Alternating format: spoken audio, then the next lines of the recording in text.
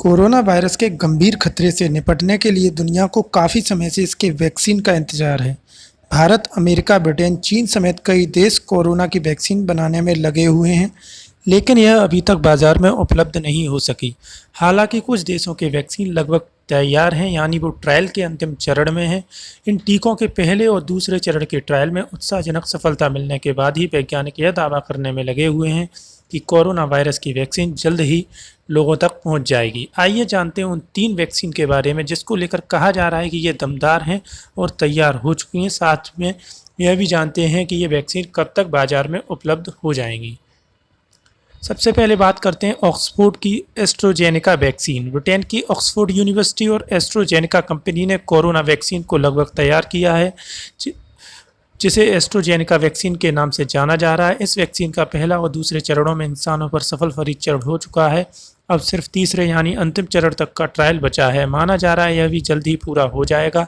वैज्ञानिकों ने अंतिम चरण का ट्रायल दक्षिण अफ्रीका और ब्राज़ील में करने का फैसला किया है, क्योंकि यहाँ संक्रमितों की संख्या ज़्यादा और लगातार बढ़ती जा रही है।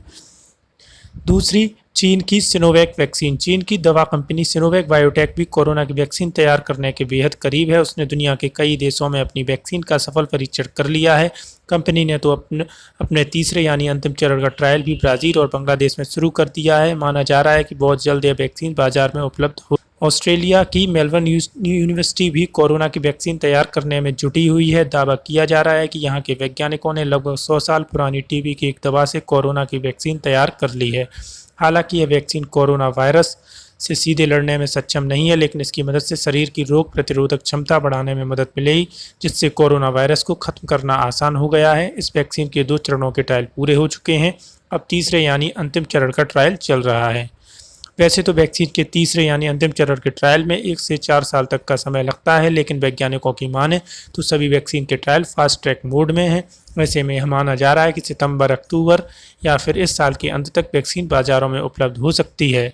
तो हम भी उम्मीद करते हैं दोस्तों कि कोरोना की वैक्सीन जल्द से जल्द हमारे बीच आ जाए, जिससे लोग इस महामारी से जूझ रहे हैं, इससे लोगों को निजात मिले।